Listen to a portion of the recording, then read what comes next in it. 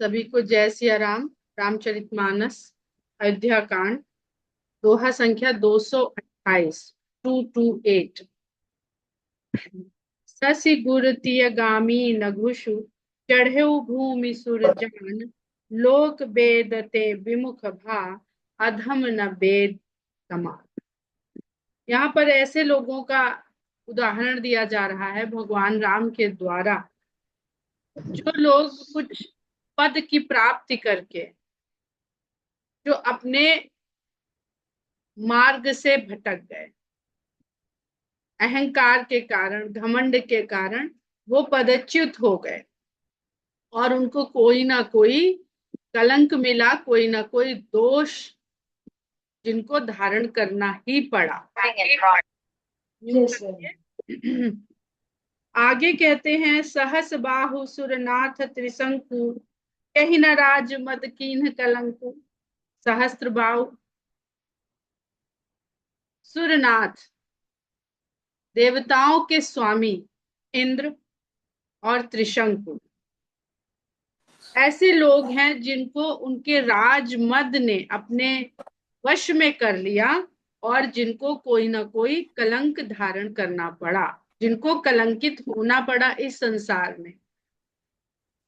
तो राज के कारण मद हो जाना तो स्वाभाविक है, फिर उतना ही स्वाभाविक है उस मद के कारण जो आचरण हो जाता है उससे मिलने वाले दोष को धारण करना, वो भी सहना पड़ता है।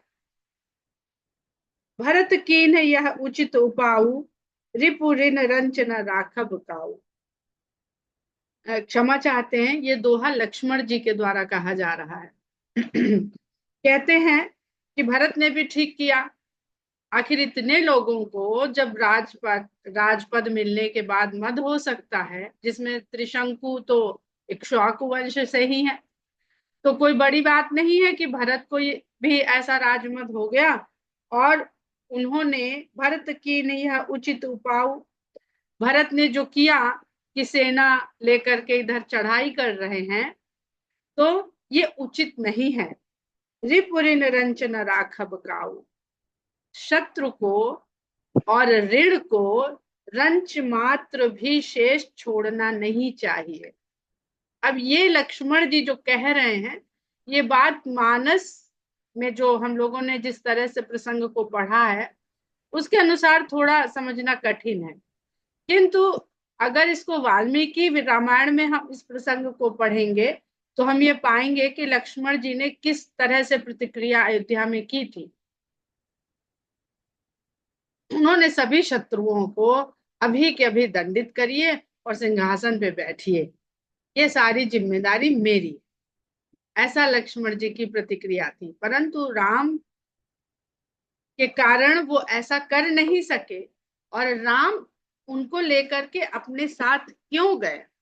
क्योंकि अगर राम ने सीता को तो बहुत समझाया कि नहीं नहीं तुम मत चलो, और वन में रहना उचित नहीं है, सुरक्षा नहीं है, या माता पिता की सेवा करो, पर लक्ष्मण जी को अधिक नहीं समझा। एक बार कहा और जब देखा ये रुकने वाले नहीं है, क्योंकि लक्ष्मण जी जो अपना व्यवहार है ना उसको छुपा नहीं पाते, वो तुरंत उनके चेहरे पे परिलक्षित हो जाता, उनके आचरण में, व्यवहार में। तो इसीलिए जो परशुराम संवाद है वो इसीलिए है कि लक्ष्मण के चरित्र को समझ सके हम। तो रामचंद्र जी ये जानते थे इनको अकेला छोड़ा तो इन्होंने हमारे जाते ही कोई ना कोई बंटाधार यहाँ किया। दशरथ को नहीं छोड़ेंगे, कैकेयी को नहीं छोड़ेंगे, कहो मारी डाले हमारे जाते ही। और उसके बाद भरत जी आएंगे तो उनको भी नहीं छोड़ेंगे। तो दो प्रकार के हम लोगों ने बहुत प्रकार के भक्त पढ़े, लेकिन यहाँ पर हम लोग क्योंकि ये राम के भाई हैं तो दो प्रकार के भक्त हैं जो राम के भाई के रूप में, उनकी तुलना करके भक्ति को समझने का प्रयास करते हैं और भगवान का भक्त से संबंध को समझने का प्रयास करते हैं। तो जो भक्त भगवान की शक्ति से इतना समर्थ हो जाता है कि उसे लगता है वो कुछ भी कर सकता है, और कर सकता है, इसमें कोई दो राय नहीं है। और लक्ष्मण जी जो शेष के अवतार हैं, जो भगवान के सो जाने पर भी संभाले रहते हैं, उनकी सामर्थ्य को तो तुलसीदास जी अनंत कह करके इसीलिए उनको संबोधित करते हैं कि उनकी सामर्थ्य, शक्ति, क्षमता सब अनंत है। तो इनको अगर छोड़ दिया तो ठीक नहीं होगा, तो ऐसे भक्त को अपने साथ रखो, क्योंकि अगर वो किसी से संभलते हैं तो केवल राम से। चाहे परशुराम संवाद में कई बार हम लोगों ने ऐसा देखा।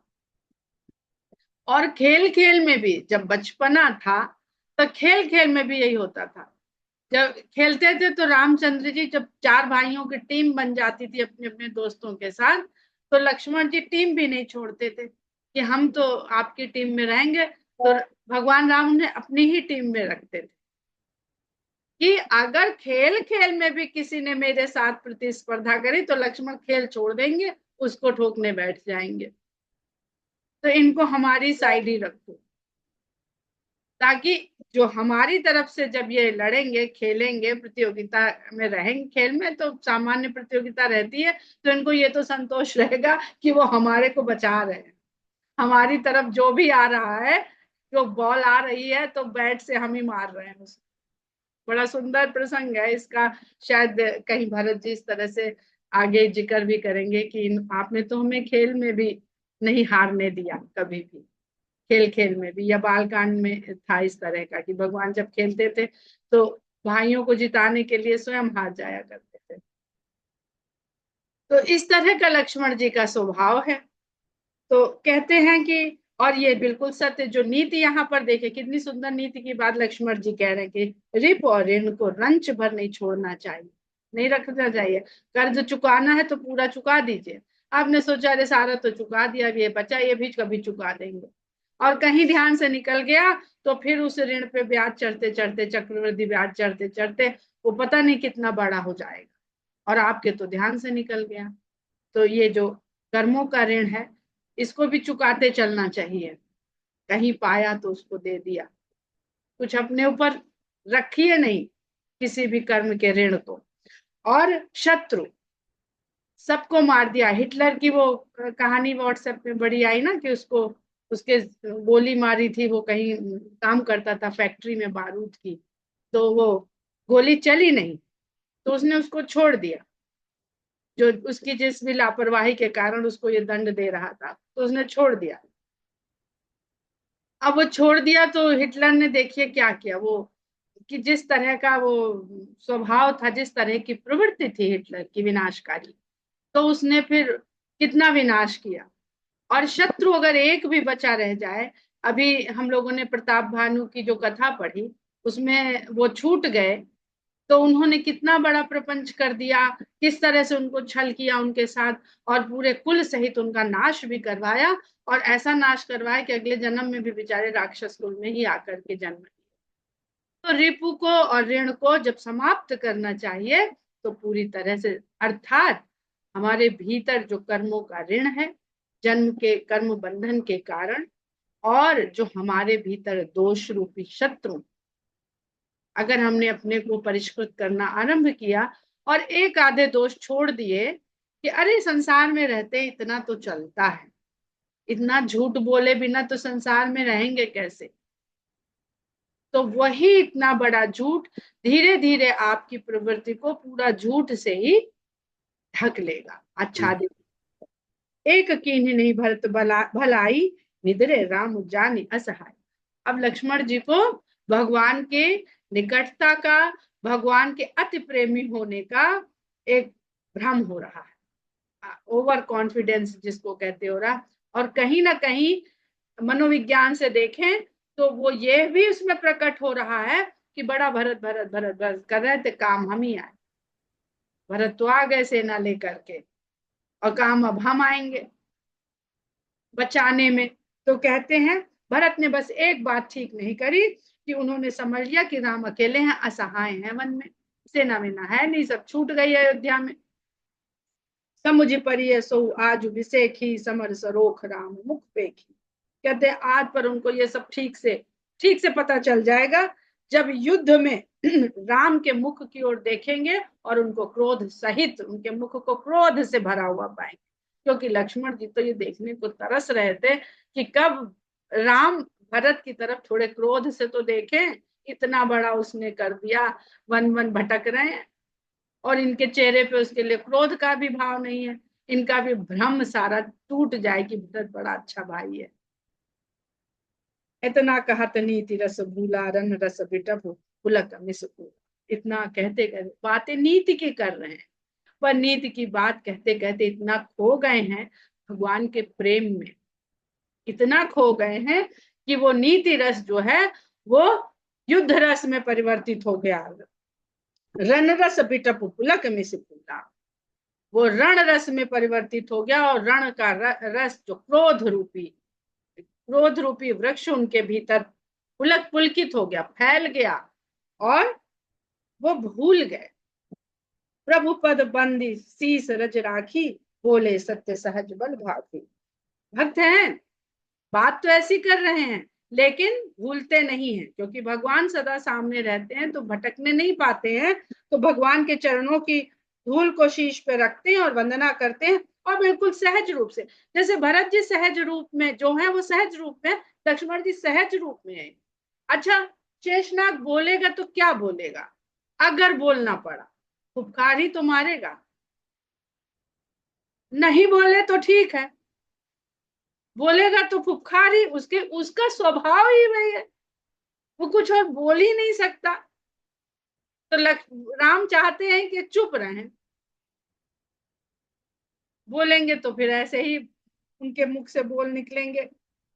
तो बोले सत्य सहज बल भाखी, तो अपने स्वाभाविक बल को बताते हुए सच ही बोल रहे हैं, और यह भी उनका बिल्कुल सहज स्वभाव है, इसमें कोई बनावटीपना नहीं है। अनुचित नाथ न मानव मोरा, भरत हम ही उपचार न थोड़ा। अभी तो समझ रहे हैं कुछ ज्यादा बोल दिए हैं।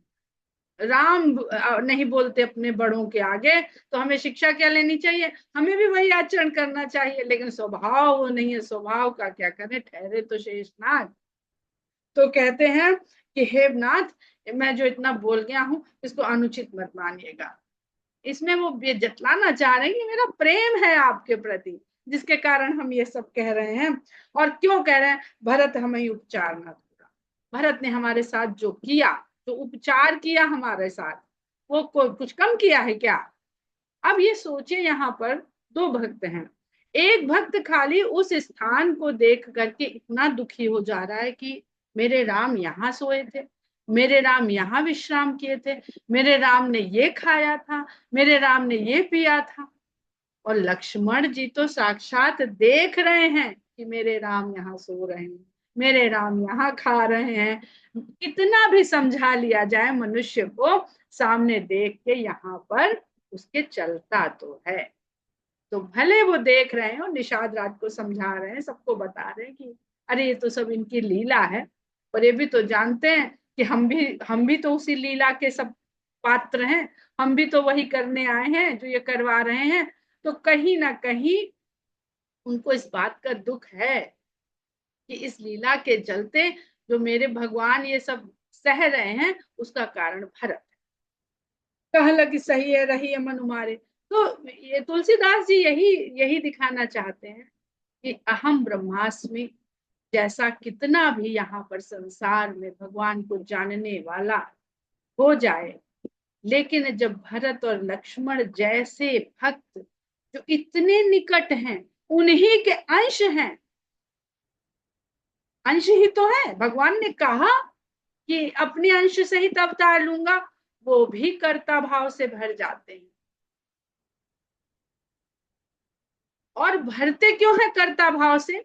इसके पीछे भी सिद्धांत यही है, क्योंकि असली कर्ता तो ब्रह्म ही है, और उसका अंश आता है तो वो कर्ता भाव का बोध जीव के भीतर डाल देता है।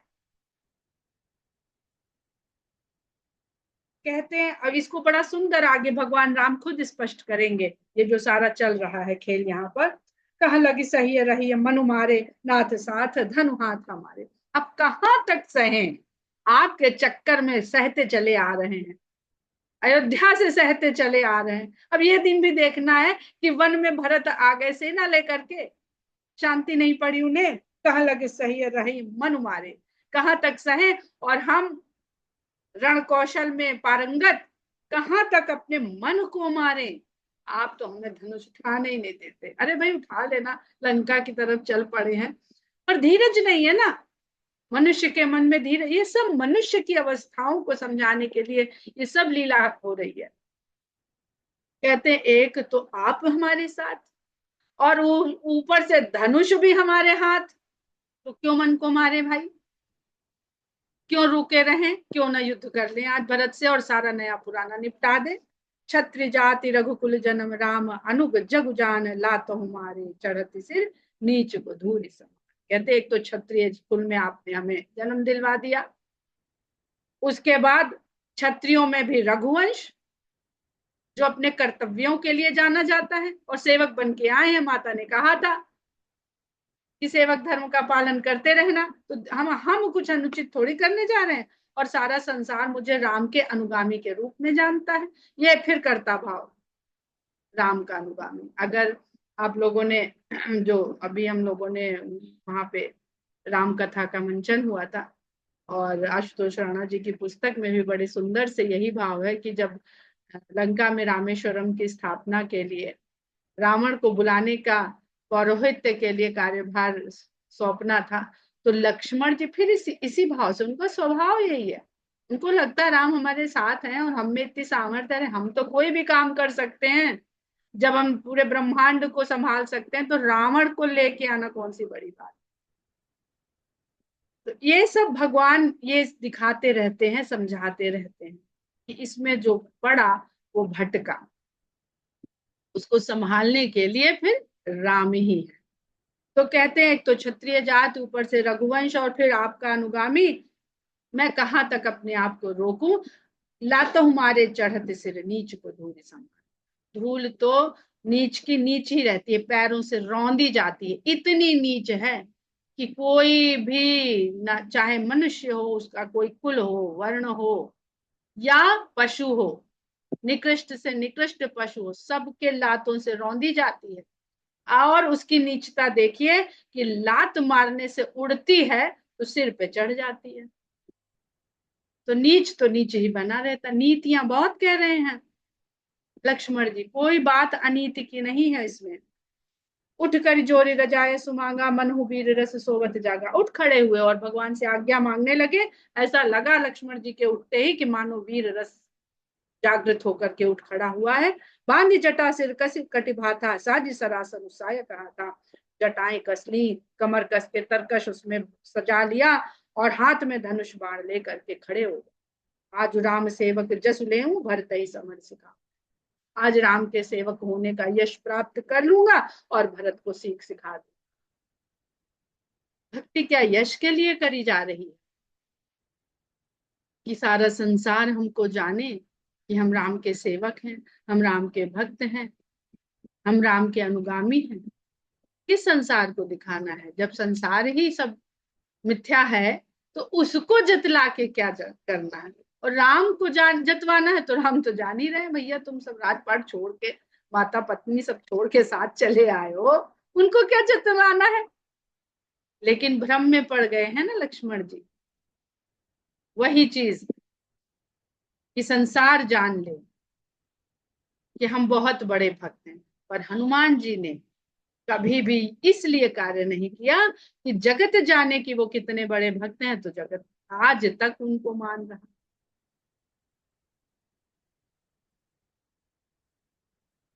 आज राम सेवक जस लेऊ, भरत ही समर सिखावन देऊ। राम निरादर कर फल उपाई, सो बहु समर सेज दो भाई। आज राम के निरादर करने का फल उनको प्राप्त होगा, और दोनों भाई युद्ध भूमि में आज सोएंगे, यानी मैं उनको मृत्युशैया बना दूंगा आज युद्ध भूमि। आई बना भल सकल समाजू, प्रकट करूं ऋषि पाछु लाजू। अच्छा हुआ जो सारा समाज लेकर के यहाँ चले आए हैं, मैं पिछला सारा आज हिसाब भी पूरा कर लूंगा। तो वही जो भी हम लोग बात कर रहे थे, प्रकट करूं ऋषि पाछु लाजू। बचपन से लेके हम लोग जब लड़ते हैं किसी से, तो वो बातें कहने लगते हैं जो शायद दिमाग में रहती भी नहीं, पर क्रोध में लड़ते ही एक के बाद एक, एक के बाद एक, एक के बाद एक, तो हम भुला चुके हैं, जिनका अब हमारे जीवन में कोई लेना देना नहीं, हम वो भी कहने लगते हैं। तो लक्ष्मण जी को सारी बचपन की बातें याद आ गई। उसमें ये भी शामिल है, अयोध्या का पूरा प्रसंग भी, वनवास का। आई बना भल सकल समाजू, प्रकट करऊं ऋषि पाछिल आजू, जिम कर निकर दलई मृगराजू, ले लपेटी लवाजिन बाजू। अरे मैं तो उनको ऐसे हताहत कर दूंगा जैसे हाथियों के झुंड पे सिंह टूट पड़ता है और तितर बितर छिन्न भिन्न कर देता है, या बाज ऊपर से आता है और लवा जो छोटा सा पक्षी होता है जिसकी उड़ान बहुत होती है, तितर बटेर जैसा, जिस प्रकार उसको आकर के पकड़ लेता है, झपट लेता है, ऐसे ही मैं इन सबको मजा चखा दूंगा आज। तैसे ही भरत ही सेन समेता, सानुज नितर बातों खेता। ऐसे ही भरत को उनकी सेना के समेत और उनके छोटे भाई के समेत मैं खेत में यानी क्षेत्र में यानी युद्ध क्षेत्र में हरा के गिरा दूंगा, मार दूंगा सबको। जो सहाय कर शंकर आई, तो मारो रन नाम दोहाई। अगर उनकी सहायता को भगवान शंकर भी आ गए तो आपकी दुहाई है कि मैं उन्हें भी नहीं छोड़ूंगा, उन्हें भी मार दू।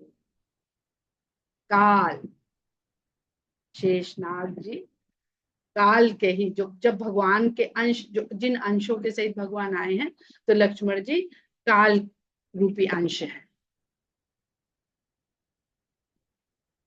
अति सरोस माखे लखन, लखी सुनी सपथ प्रवान, सब है लोक सब लोकपति, चाहत भभरि भगा।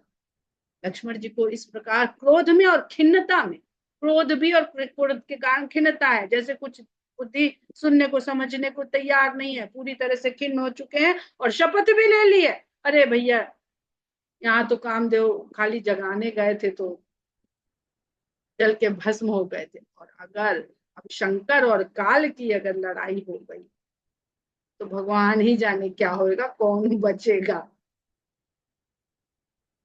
तो सारे लोगों के स्वामियों में एकदम से खलबली मच गई और लगा सब भाग खड़े होंगे कि रावण का तो अंत जाने कब होएगा, तो होएगा कि नहीं होएगा, उसके पहले यहाँ एक जरूर रण छिड़ जाएगा भरत और लक्ष्मण के बीच।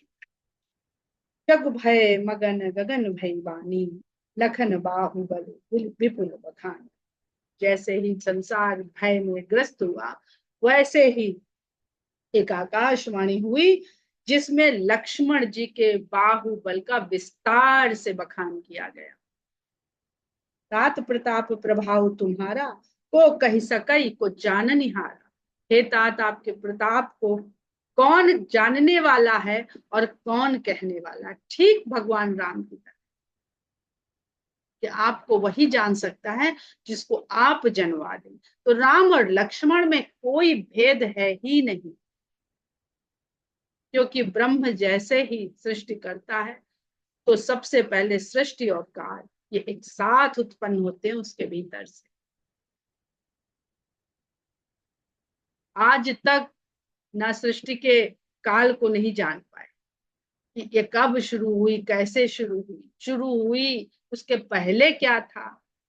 अनुचित उचित काजू की छोई, समुझ करी भल कह सबको। और आकाशवाणी से ही इस प्रकार की आवाज आती है कि चाहे उचित कार्य करना हो चाहे अनुचित कार्य करना हो, समझ करिए, समझ कर करे, उसे ही सब लोग भला कहते हैं। जैसे कबीरदास जी, कहीं कोई भेद है ही नहीं, बिना विचारे जो करे सो पाछे पछताए, काम बिगाड़े आपनो जग में हो फसाए। सहसा करी पाछे पछिताही, कहीं वेद बुध ते बुधना। अचानक तो कर लिया जोश में और बाद में बैठे पछता रहे हैं। तो ऐसे लोगों को न तो वेद बुद्धिमान कहता है और न बुद्धिमान लोग ऐसे लोगों को बुद्धिमान कहते हैं। सुनि सुर बचन लखन सकुचाने, इस देववाणी को सुन करके, इस आकाशवाणी को सुन करके लक्ष्मण जी थोड़ा संकुचित हुए। राम सिंह सादर सम्मान, और जैसे ही संकुचित हुए, राम और सीता ने उनका आदर के साथ सम्मान किया।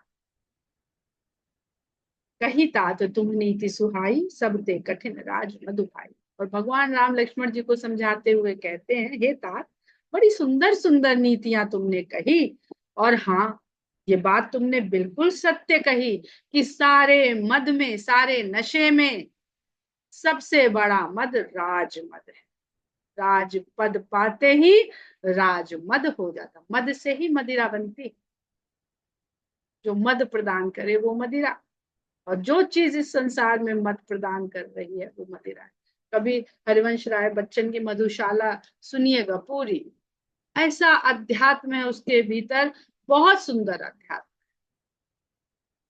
जो अचबत नृपमाते ही ते ही नाही न साधु सभा जही से ही, लेकिन उसको पीते ही वही मतवाला हो जाता है जिसने कभी साधु की सभाओं में का सेवन नहीं किया है। से ही एंटीडोट देते हैं ना, कोई एक्सपेरिमेंट होता है किसी मेडिसिन का, तो वो डोज देने से पहले एंटीडोट लगा दिया जाता है ताकि इसके दुष्प्रभाव होने नहीं पाए। तो उसका एंटीडोट क्या है? साधु सभा में बैठ के जो साधुओं की वाणी का जो सेवन कर चुका है, यानी वो जानता है ये सब है क्या, आज है कल नहीं है,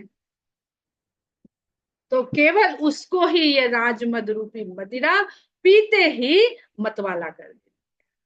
सुनहु लखन भल भरत सरीसा, विधि प्रपंच मह सुना नदीसा। लेकिन हे भरत, हे लक्ष्मण, भरत के समान विधि प्रपंच, विधाता के बनाए हुए प्रपंच में, यानी जितनी सृष्टि ब्रह्मा जी ने की है उसमें न देखा है न सुना। तो भरत जी भी ब्रह्मा जी की सृष्टि नहीं है। इस संसार में जब ब्रह्मा जी सीता जी के नगर को देख करके कहते हैं कि कुछ अपना बनाया हुआ वहां उन्होंने देखा ही नहीं, जब सीता जी के नगर को, जो राम की अर्धांगिनी होने वाली है, उनके नगर में भी विधाता की घुसपैठ नहीं है निर्माण करने में, तो फिर उनके भाइयों को बनाने में ब्रह्मा जी का क्या हाथ हो सकता है? वो सब परे हैं। भरतई होई न राजमतु, विधि हरिहर पद पाई, कबहू की कांजी सी करनी, क्षीर सिंधु बिनसाई। कहते हैं भरत को राजमद, और वो भी अयोध्या का राजमद, अयोध्या का राजा बनने का मद। अरे भरत को तो अगर ब्रह्मा जी का पद दिया जाए, विष्णु जी का पद दिया जाए, शंकर जी का पद दिया जाए, वो भी उन्हें मद नहीं, वो उसका भी मद उन्हें नहीं हो सकता। अयोध्या क्या चीज है। कबहू की कांजी सी करनी, क्षीर सिंधु बिन साई। भला क्षीर सागर में कांजी के कुछ बूंद डाल देने से क्षीर सिंधु हट सकता है? क्षीर सिंधु दूध का, अब जो क्षीर सिंधु कहा जाता है, तो ये ध्यान रखिएगा कि क्षीर सिंधु में जल नहीं है, जल भी नहीं है और खारा जल भी नहीं है। जल ही नहीं है तो खारा कहाँ से होगा? क्षीर दूध का सागर है, दुग्ध सागर है। अब वो दुग्ध कौन सा दूध है? वो दुग्ध वही परम तत्व है, कृष्ण भगवान का ग्वाला होना। वो यही बतलाता है कि इस जीवन रूपी संसार से जो दूह लेना है, जिसको पान कर लेना है, वो सच्चा तत्व है, जो समुद्र मंथन से अमृत के रूप में मिलता है। पर वहां पे दिक्कत ये है कि अमृत मिलता तो है पर साथ में विष भी निकला, लेकिन जो दुग्ध होता है उसके साथ कभी विष नहीं आता।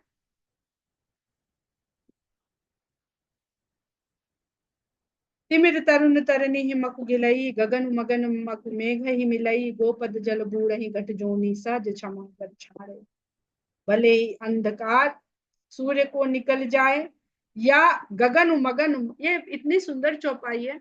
इसको अगर आप लोग इसके आध्यात्मिक पक्ष को समझने का प्रयास करेंगे, तो छोटी चीज में बड़ी चीज कैसे समा जाती है, कैसे भ्रम में डाल देती है, उसका बहुत सुंदर यहाँ पर तुलसीदास जी ने चौपाइयों से कहा है कि गगन भले ही सिमट करके मेघ में समा जाए, हम लोग रोज उसको समवा देते हैं उसके भीतर। सूरज को बादलों ने ढक लिया, यानी सूरज बादल के भीतर हो गया, जबकि ऐसा नहीं है। बादल केवल सूरज और हमारी दृष्टि के बीच में आ गए, सूरज भी वही है।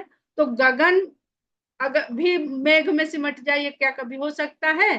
पर भले ही हो जाए, और गाय के पैर से बनने वाला जो खुर है, उसमें जो जल भर जाएगा, ना भी भरे, उस खुर से बने हुए गड्ढे में अगस्त्य मुनि डूब जाए। अब अगस्त्य मुनि ने सागर पिया है, ये इसको ज्ञान से समझने की आवश्यकता है। कौन सा सागर उन्होंने पी लिया है? जितना भी सागर के रूप में ज्ञान इस संसार में व्याप्त है, वो सब उन्होंने आत्मसात कर लिया है। और फिर कहते हैं उन्होंने मूत्र विसर्जन कर दिया है, तो वो खारा हो गया है। और इसका बड़ा सुंदर एक उदाहरण है। हम लोग आगे नहीं बढ़ेंगे, 231 से ही आज रोक देंगे, क्योंकि बहुत सुंदर गहरी चौपाइयां हैं। गुरु नानक जी अपने, हमने पहले भी सुनाई है कि अपने शिष्यों के साथ चले जा रहे थे, रास्ते में एक गांव पड़ा, वहां उनकी आओ भगत हुई, खाना पीना खिलाया गया। फिर गांव से बाहर निकले और दूसरी तरफ जाने के लिए, तो वो स्थान था जहां पर गांव वाले मल त्याग करते थे। तो सब लोग बड़े दुखी हो गए कि बहुत बहुत बदबू है, थोड़ा तेज चलिए, ये यहाँ से जल्दी निकल चला जाए। और सब आगे बढ़ गए, पर गुरु नानक जी वहीं खड़े रहे। तो उनके कुछ शिष्य आए, उन्होंने कहा कि आप यहाँ से आगे क्यों नहीं बढ़ रहे हैं? तो उन्होंने कहा कि हम मल से बात कर रहे हैं। तो उन्होंने कहा मल से बात कर रहे हैं? मल से क्या बात कर रहे हैं? तो उन्होंने कहा क्या कह रहे हैं मल जो आप बात कर रहे हैं? तो उन्होंने कहा कि मल ये कह रहे हैं कि हम वही हैं जो कल तुम्हारी थाली में भांति भांति के व्यंजन बन के सजे हुए थे, जिसको देख के तुम्हारी आंखें हमें ग्रहण करने के लिए ललाई थी। खुशबू सूंघ के तुमको मन कर रहा था कब खा जाए, और जिह्वा तुम्हारा हमारे स्वाद को ले लेके बड़ा आनंद उठा रही थी।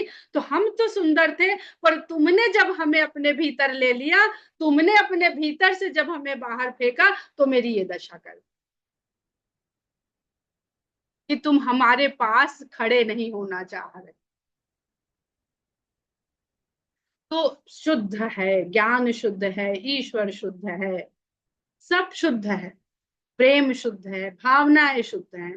पर जब हम उन्हें अपने भीतर ले लेते हैं, तो हम उन्हें कहाँ से निकालते हैं? जहां से निकालते हैं वो वैसा रूप देते हैं। इसी को इंद्रिय, यही सारा सिस्टम, यही सृष्टि है।